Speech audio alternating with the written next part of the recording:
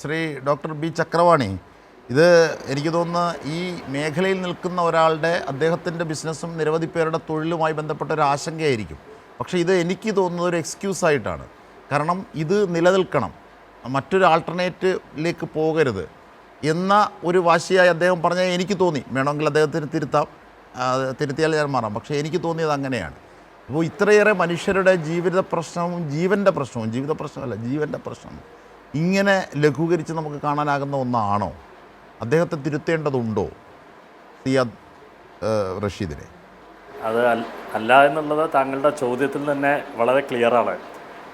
ഇത് ബേസിക്കലി 2-3 കാര്യങ്ങളാണ് ഇതിൽ അഡ്രസ്സ് ചെയ്യാനുള്ളതെന്നാണ് എനിക്ക് തോന്നുന്നത്. ഒന്ന്, നേരത്തെ നമ്മുടെ വിദഗ്ധമായ പാനലിസ്റ്റുകളിൽ ഒരാൾ പറഞ്ഞ മാതിരി ഒരിക്കലും ഈ ടെമ്പറേച്ചർ കൂടുന്നത് കാരണം ഗ്ലോബൽ വാർമിംഗ് അല്ലെങ്കിൽ ക്ലൈമറ്റ് ചേഞ്ച് എന്നൊക്കെ ഒരു വേർഡ് ആരോ യൂസ് ചെയ്യുന്ന ഇവിടെ കണ്ടു. അതുകൊണ്ടൊന്നും ഇങ്ങനത്തെ ഒരു അപകടം ഉണ്ടാവാൻ സാധ്യത സാധാരണഗതിയിൽ കുറവാണ്. അത് വളരെ സയൻറ്റിഫിക് ആയിട്ട് തന്നെ എനിക്ക് പറയാൻ പറ്റും. ഏകദേശം ഒരു മുണ്ടത്തിക്കോട് ഭാഗത്തെ ഇന്നലത്തെ ചൂട് എന്ന് പറഞ്ഞാൽ ഒരു 35 ഡിഗ്രി ടു 36 ഡിഗ്രിയാണ് മാക്സിമം. ഹ്യൂമിഡിറ്റി ഹൈ ഹ്യൂമിഡിറ്റിയാണ്, ഒരു 65% to 70% ഹ്യൂമിഡിറ്റി ഉണ്ട്. അപ്പോൾ അങ്ങനത്തെ ഒരു സാഹചര്യത്തിൽ ഒരു കെമിക്കൽസും ഇതിനു വേണ്ടി യൂസ് ചെയ്യുന്ന തന്നെ പൊട്ടിത്തെറിക്കില്ല. അതിന് പുറത്തുനിന്ന് ഒരു എക്സ്റ്റേണൽ എന്തെങ്കിലും ഒരു ഇഞ്ചക്ഷൻ ഇല്ലാണ്ട്, അത് ഘർഷണമാകാം, ഫ്രിക്ഷൻ ആകാം, അല്ലെങ്കിൽ ഒരു തീപ്പൊരി ആകാം, അല്ലെങ്കിൽ ഒരു ഷോർട്ട് സർക്യൂട്ട് ആകാം.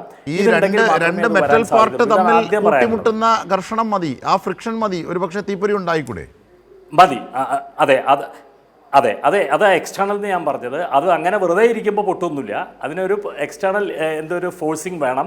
ഒന്നെങ്കിൽ ഘർഷണത്തിൽ കൂടെ ഉണ്ടാകുന്ന തീയാകാം, അല്ലെങ്കിൽ പൊരിയാകാം, അതല്ലെങ്കിൽ ഷോർട്ട് സർക്യൂട്ട് ആകാം. ഇങ്ങനെയുള്ള പല കാര്യങ്ങളും അതിൽ വരും.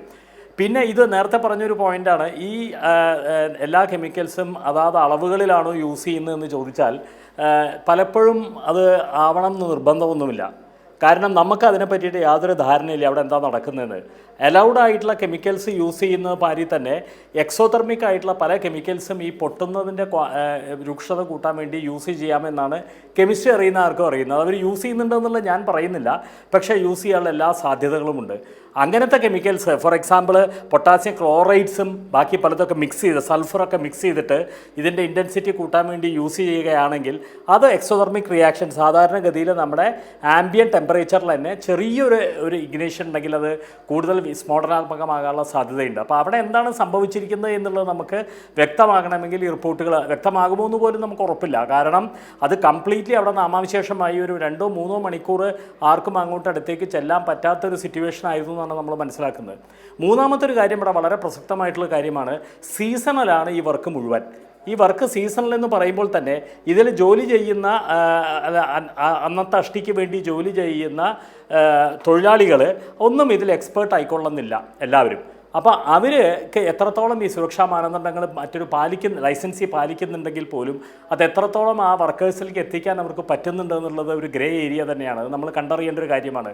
ഒന്നും വേണ്ട, ഒരു സിഗരറ്റ് വലിച്ച് ഇടുന്നല്ല ഞാൻ പറയുന്നത്, അതിൻ്റെ തീപ്പൊരി പോലും ഇതിനൊക്കെ ബാധകമാകും. അപ്പോൾ സാധാരണഗതിയിൽ ഒരു ക്ലൈമറ്റിൻ്റെ വെതർ ചേഞ്ചിൻ്റെ കാര്യത്തിൽ പൊട്ടിത്തെറിക്കാൻ ഒരു സാധ്യതയും ഞാൻ കാണുന്നില്ല. പലപ്പോഴും പല തിയറീസും അതുമാതിരി പറഞ്ഞു വരുന്നുണ്ട്. ഇതിൻ്റെ സാധ്യത എന്ന് പറഞ്ഞാൽ എവിടെയെങ്കിലും ഒരു സ്പാർക്ക് വന്നിട്ടുണ്ട്. ആ സ്പാർക്ക് എങ്ങനെ വന്നു എന്നുള്ളത് നമുക്ക് പറയാൻ പറ്റില്ല. അത് ചിലപ്പോൾ ഈ പറഞ്ഞ മാതിരി അശ്രദ്ധ മൂലമാണോ, അതോ ഇപ്പോൾ എനിക്ക് തോന്നുന്ന KSEBയുടെയോ അല്ലെങ്കിൽ ഇലക്ട്രിക്കൽ ഇൻസ്പെക്ടറേറ്റ് അടക്കം ഇതിൽ ഇൻവെസ്റ്റിഗേഷൻസ് നടത്തുന്നുണ്ട്. വല്ല ഷോർട്ട് സർക്യൂട്ട് ആയിട്ടാണോ അല്ലേ എന്നൊക്കെ കണ്ടുപിടിക്കേണ്ട കാര്യമാണ്.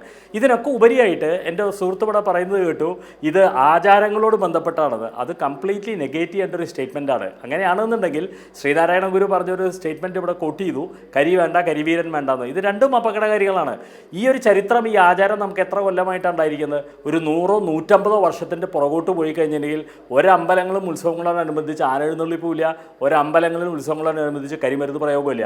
അപ്പോൾ ഒരു 150 കൊല്ലത്തെ ചരിത്രമാണ് ഇതിൽ നമുക്കുള്ളത്. അതിനും മുമ്പത്തെ ചരിത്രങ്ങളിലൊന്നും ഇല്ലാത്തൊരു സ്ഥിതിക്ക് നമ്മൾ ആചാരത്തിനെ മുറുകെ പിടിച്ചുകൊണ്ട് ഈ പറയുന്ന യാതൊരു ജസ്റ്റിഫിക്കേഷനും നമുക്ക് അനുവദിക്കാൻ പറ്റത്തില്ല. അതുകൊണ്ട് നമ്മൾ കാലത്തിനനുസരിച്ച് മാറണം എന്ന് പറയുമ്പോൾ തന്നെ എങ്ങനെയാണ് പോസിബിൾ ആയിട്ടുള്ളത്? പൊതുജനം തന്നെയാണ് ആദ്യം ഇതിനൊരു ലീഗൽ ഫ്രെയിംവർക്ക് വരുന്നതിന് മുമ്പേ പൊതുജനങ്ങളെ നമ്മൾ ബോധവൽക്കരിച്ച് അവരുടെയും കൂടി കൺസെൻസസ് എടുത്തിട്ട് ചെയ്യേണ്ട ഒരു കാര്യമാണ്. ഞാനൊരു ചെറിയ ഉദാഹരണം കൂടി പറയാം. പണ്ട് 1978 തൃശ്ശൂർ പൂരത്തിൻ്റെ ടൗണിൽ വെച്ചിട്ട് ഒരു അപകടമുണ്ടായപ്പോൾ അന്നത്തെ ഒരു കമ്മിറ്റി റിപ്പോർട്ടിൻ്റെ ബേസിസിലാണ് തോന്നുന്നു എന്തുകൊണ്ട് നമുക്ക് വെടിക്കെട്ട് ഇത്രയും ജനസാന്ദ്രത കൂടിയ തൃശ്ശൂർ ടൗണിൻ്റെ നടുക്കിൽ തേക്കിൻകാട് മൈതാനത്തിൽ വെച്ച് നടത്തുന്നു. നമുക്കത് നടത്താം. നമുക്ക് വേണമെങ്കിൽ പുഴയ്ക്കൽ പാടം എന്ന് പറഞ്ഞ ഇവിടെ നിന്ന് 4 കിലോമീറ്റർ അപ്പുറത്ത് വിസ്തൃതമായി തുറന്നു കിടക്കുന്ന സ്ഥലങ്ങളുണ്ട്. അവിടെ ഇത് ചെയ്തോടെ എന്ന് ചോദിച്ചിട്ട് അതിനുപോലും ആരും തയ്യാറാകാത്ത ഒരു കാലഘട്ടത്തിലൂടെയാണ് നമ്മൾ കടന്നുപോയിരിക്കുന്നത്. അപ്പോൾ അത് മുഴുവൻ ഇപ്പോഴത്തെ കാലഘട്ടത്തിൽ ഇതൊക്കെ ആചാരത്തിൻ്റെ പേരിലാണെന്ന് പറയുമ്പോൾ കുറച്ചും കൂടി രൂക്ഷമാവുകയാണ് ചെയ്യുന്നത്. വളരെ സെൻസിറ്റീവായിട്ടുള്ള വിഷയമാണെന്നുള്ള കാര്യത്തിൽ തർക്കവുമില്ല. പക്ഷേ ഈ പറയുന്ന ഒന്നും അതിനെ സാധൂകരിക്കുന്നതല്ല. ഇത് തിരുത്തി എഴുതേണ്ട കാലം അതിക്രമിച്ചു കഴിഞ്ഞു. നേരത്തെ ഇവിടുത്തെ പാനലിസ്റ്റുകൾ പറഞ്ഞ മാതിരി ഓൾട്ടർനേറ്റീവായിട്ട് ടെക്നോളജിയിൽ ചൈനയിലും അവിടെ ഇവിടെയൊക്കെ നടത്തുന്ന ലേസർ ഷോ അടക്കമുള്ള ഒരുപാട് നമുക്ക് പാരലായിട്ടുള്ള സിസ്റ്റംസ് ഉണ്ട്. അതിലേക്ക് പോകേണ്ട കാലം നമ്മൾ അതിക്രമിച്ചു കഴിഞ്ഞു. അതിന് ഒരു എക്സ്ക്യൂസും നമുക്ക് പറയാൻ പറ്റില്ല. അതുകൊണ്ട് ഈ കർശനമായ നിയമങ്ങൾ പാലിക്കുകയും കർശനമായ ഒരു ബോധവൽക്കരണത്തിലൂടെ ഇത് മാറ്റി ചിന്തിക്കേണ്ട ഇതുമാതിരി തന്നെയാണ് ഞാൻ കരിമരുന്നവൻ്റെ മാരിമാരേനെ കരിവീരന്മാരേനെ എഴുന്നള്ളിച്ച് ഈ ചൂടത്ത് 10-36 മാനകൾ അവർ വിരണ്ടോടുന്ന ഒരു കാലം. അപ്പോൾ ഇപ്പോൾ നേരത്തെ പറമേക്കാവിൻ്റെ ഒരു ചെറിയൊരു ക്ലിപ്പ് കണ്ടത് കരിമരുന്ന് പ്രയോഗം മാറ്റി നിർത്തി ബാക്കി പൂരം മുഴുവൻ ഞങ്ങൾ ആഘോഷിക്കുന്നു എന്നാണ്. അതിലും കുറേ ഡേഞ്ചറസ് ആയിട്ടുള്ള കാര്യങ്ങളുണ്ട്.